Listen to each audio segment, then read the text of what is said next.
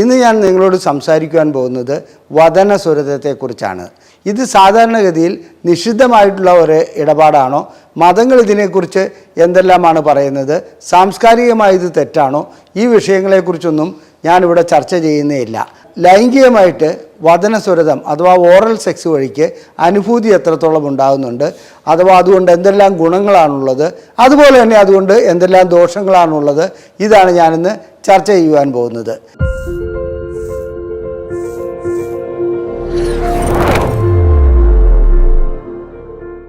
ഞാൻ ഡോക്ടർ അജയൻ വർഗീസ്, കോഴിക്കോട് ജില്ലയിൽ കുന്നമംഗലം പന്തീർപ്പാടത്തുള്ള institute of sexual and reproductive medicine എന്ന സ്ഥാപനത്തിൻ്റെ ഡയറക്ടറാണ്. International association of sexual medicine practitioners modern medicine എന്ന അസോസിയേഷൻ്റെ അഖിലേന്ത്യാ ചെയർമാനുമാണ്. ഇന്ന് ഞാൻ നിങ്ങളോട് സംസാരിക്കുവാൻ പോകുന്നത് വദനസുരതത്തെക്കുറിച്ചാണ്. വദനസുരതം എന്താണെന്നുള്ളത് നിങ്ങൾക്കിന്ന് എല്ലാവർക്കും തന്നെ അറിയുവാൻ കഴിയുന്നുണ്ട്. അത് ഓറൽ സെക്സ് അഥവാ ലിംഗം, യോനി എന്നിവ കൊണ്ട് സ്റ്റിമുലേറ്റ് ചെയ്യപ്പെടുന്ന അവസ്ഥയാണ് ഉദ്ദേശിക്കുന്നത്. ഇത് സാധാരണഗതിയിൽ നിഷിദ്ധമായിട്ടുള്ള ഒരു ഇടപാടാണോ? മതങ്ങൾ ഇതിനെക്കുറിച്ച് എന്തെല്ലാമാണ് പറയുന്നത്? സാംസ്കാരികമായി ഇത് തെറ്റാണോ? ഈ വിഷയങ്ങളെക്കുറിച്ചൊന്നും ഞാനിവിടെ ചർച്ച ചെയ്യുന്നേയില്ല. അതെന്തെങ്കിലും ആകട്ടെ. എന്നാൽ ലൈംഗികമായിട്ട് വദനസുരതം അഥവാ ഓറൽ സെക്സ് വഴിക്ക് അനുഭൂതി എത്രത്തോളം ഉണ്ടാകുന്നുണ്ട്, അഥവാ അതുകൊണ്ട് എന്തെല്ലാം ഗുണങ്ങളാണുള്ളത്, അതുപോലെ തന്നെ അതുകൊണ്ട് എന്തെല്ലാം ദോഷങ്ങളാണുള്ളത്, ഇതാണ് ഞാനിന്ന് ചർച്ച ചെയ്യുവാൻ പോകുന്നത്. നമ്മെ സംബന്ധിച്ചിടത്തോളം വദനസുരതം മനുഷ്യരിൽ മാത്രം കാണപ്പെടുന്ന ഒരു അവസ്ഥയാണെന്നുള്ളതാണ് തെറ്റിദ്ധരിക്കപ്പെടുന്നത്. അങ്ങനെയല്ല. ആടുകളിലും അതുപോലെ തന്നെ ചിമ്പാൻസി, മറ്റു മൃഗങ്ങളിലും വവ്വാലുകളിലും ഒക്കെ ഈ രീതിയിലുള്ള പ്രവൃത്തി അഥവാ വദനസുരതം കണ്ടുവരുന്നുണ്ട്. ലൈംഗികമായി ബന്ധപ്പെടുക എന്നുള്ളതിന് ലിംഗം യോനിക്കുള്ളിലേക്ക് കടത്തുന്നത് മാത്രമാണ് പ്രകൃതിദത്തമായ ലൈംഗിക ബന്ധമെന്ന് തെറ്റിദ്ധരിക്കുന്ന ഒരു കാലഘട്ടമുണ്ടായിരുന്നു. വിക്ടോറിയൻ ആറ്റിറ്റ്യൂഡ് അതിൻ്റെ ഒരു മകുട ഉദാഹരണമാണ്. അങ്ങനെ ആ ഒരു കാലഘട്ടത്തിൽ മറ്റുള്ളതിനെയെല്ലാം അൺനാച്ചുറൽ സെക്സായിട്ട് കാണുകയും അതുപോലെ തന്നെ ശിക്ഷാർഹമായ നടപടിയായി കരുതുകയും ചെയ്തിരുന്ന ഒരു കാലഘട്ടം ഉണ്ടായിരുന്നു. ഇന്നും ഇന്ത്യയിലെ നിയമങ്ങളനുസരിച്ച് ഭാര്യ പരാതിപ്പെടുകയാണെങ്കിൽ തീർച്ചയായിട്ടും ഭർത്താവിനെ ജയിലിൽ അടയ്ക്കാൻ പറ്റുന്ന ഒരവസ്ഥയാണ് വദനസുരതം. കാരണം അത് ആ രീതിയിൽ അൺനാച്ചുറൽ സെക്സിലേക്ക് ക്ലാസിഫൈ ചെയ്ത് കൊണ്ടുപോകാൻ പറ്റുന്ന ഒരു സാധ്യതയുണ്ട്. അത് നിയമപരമായിട്ടുള്ള കാര്യങ്ങളെക്കുറിച്ച് കൂടുതൽ ഞാൻ പറയുന്നത് ശരിയല്ല. എന്നിരുന്നാലും ലൈംഗികമായിട്ട് ഒരു വദനസുരതം വഴിക്ക് അഥവാ ഓറൽ സെക്സ് വഴിക്ക് എന്തെല്ലാം ഗുണങ്ങളാണ് ഉണ്ടാകുന്നതെന്നുള്ളത് നമുക്കൊന്ന് പരിശോധിക്കാം. വദനസുരതം വഴിക്ക് തീർച്ചയായിട്ടും യോനിയിലേക്ക് ലിംഗം പ്രവേശിപ്പിക്കുന്നതിനേക്കാളും അനുഭൂതി ഉണ്ടാകുമെന്നുള്ളതാണ് ഇതിൻ്റെ ആദ്യത്തെ ഗുണം. കാരണം എന്താണെന്ന് വെച്ചാൽ യോനിയെ സംബന്ധിച്ചിടത്തോളം അതിന് വേണ്ട രീതിയിൽ സ്റ്റിമുലേറ്റ് ചെയ്യുവാനോ അല്ലെങ്കിൽ വേണ്ട രീതിയിൽ ലിംഗത്തെ അമർത്തുവാനോ പ്രത്യേകിച്ചൊരു കഴിവില്ല. അതിൻ്റെ സ്വാഭാവികമായിട്ടുള്ള ടൈറ്റ്നസ് മാത്രമേ അവിടെ ഉപകരിക്കുന്നുള്ളൂ. എന്നാൽ ഒരു പുരുഷൻ്റെ ലിംഗം വദനസുരതം വഴിക്ക് അതായത് വായ്ക്കുള്ളിലേക്ക് കടക്കുമ്പോൾ അത് വേണ്ട രീതിയിൽ സ്റ്റിമുലേറ്റ് ചെയ്യുവാൻ സ്ത്രീക്ക് സാധിക്കുന്നു എന്നുള്ളതാണ് വദനസുരതം വഴിക്ക് ലഭിക്കുന്ന ഏറ്റവും വലിയ ഗുണം. അതുവഴിക്ക് ബോണ്ടിങ് ഉണ്ടാകുന്നു, ഇൻറ്റിമസി ഉണ്ടാകുന്നു. അതുമാത്രമല്ല ലൈംഗികതയിൽ വ്യത്യസ്തതകൾ ഒരാവശ്യമായ ഘടകമാണ്. എന്നും ഒരേ രീതിയിൽ ലൈംഗികമായി ബന്ധപ്പെടുകയാണെങ്കിൽ അത് ബോറടിക്കുന്ന ഒരു പരിപാടിയാകും എന്നുള്ളത് പറഞ്ഞു തരേണ്ട കാര്യമില്ലല്ലോ. അങ്ങനെ വരുമ്പോൾ വദനസുരതം ഒരു പ്രത്യേക രീതിയിലുള്ള അനുഭൂതി ഉണ്ടാക്കുന്ന ഒന്നാണെന്നുള്ളതിൽ ഒരു സംശയവുമില്ല. എന്നാൽ ഇത് പുരുഷൻ സ്ത്രീക്ക് ചെയ്തു കൊടുക്കുന്ന വദനസുരതവും സ്ത്രീ പുരുഷന് ചെയ്തു കൊടുക്കുന്ന വദനസുരതവും പല രൂപത്തിലുണ്ട്. അത് ഏതെല്ലാം രൂപത്തിലുണ്ടെന്നുള്ളത് വളരെ പ്രത്യേകിച്ച് എടുത്തു പറയേണ്ട കാര്യമില്ലെങ്കിൽ കൂടി ഒരു കാര്യം പറയാം. സ്ത്രീ പുരുഷൻ്റെ ലിംഗത്തിൽ അവരുടെ പുരുഷൻ്റെ ലിംഗം വായ്ക്കുള്ളിലേക്കാക്കുകയും അവർ വേണ്ട രീതിയിൽ അതിനെ സ്റ്റിമുലേറ്റ് ചെയ്യുകയും ചെയ്യുകയാണെങ്കിൽ യോനിയിൽ നിന്ന് ലഭിക്കുന്നതിനേക്കാൾ കൂടുതൽ അനുഭൂതി അതുവഴിക്ക് ലഭിക്കും.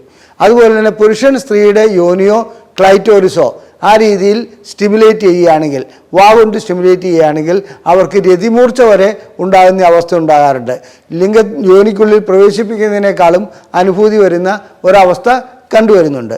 അപ്പോൾ ഇത് മനുഷ്യരിൽ മാത്രം കൂടുതലായി കാണപ്പെടുന്നു എന്ന് പറയുന്നതിൽ ഒരർത്ഥമുണ്ട്.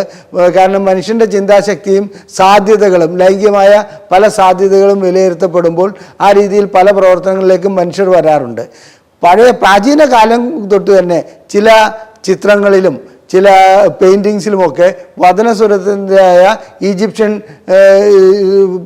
എടുക്കുകയാണെങ്കിലും ഗ്രീക്ക് എടുക്കുകയാണെങ്കിലും അതുപോലെ ഇന്ത്യയിലെ ഖജരാവോ അങ്ങനെയുള്ള അതിലൊക്കെ എടുക്കുകയാണെങ്കിലും ഈ വദനസ്വരത്തിൻ്റെ അതായത് പഴയ കാലഘട്ടത്തിൽ നടന്നു വന്നതിൻ്റെ തെളിവുകൾ നമുക്ക് ശേഖരിക്കാൻ കഴിയും.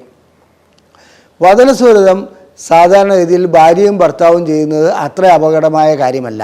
ഇനി വദനസ്വരതം ഞാൻ പറഞ്ഞു, പുരുഷൻ സ്ത്രീക്ക് ചെയ്തു കൊടുക്കുന്നുണ്ട്, സ്ത്രീ പുരുഷന് ചെയ്തു കൊടുക്കുന്നുണ്ട്. അതുപോലെ തന്നെ പുരുഷനും സ്ത്രീയും ഒരുമിച്ച് ചെയ്യുന്ന വദനസ്വരതവുമുണ്ട്.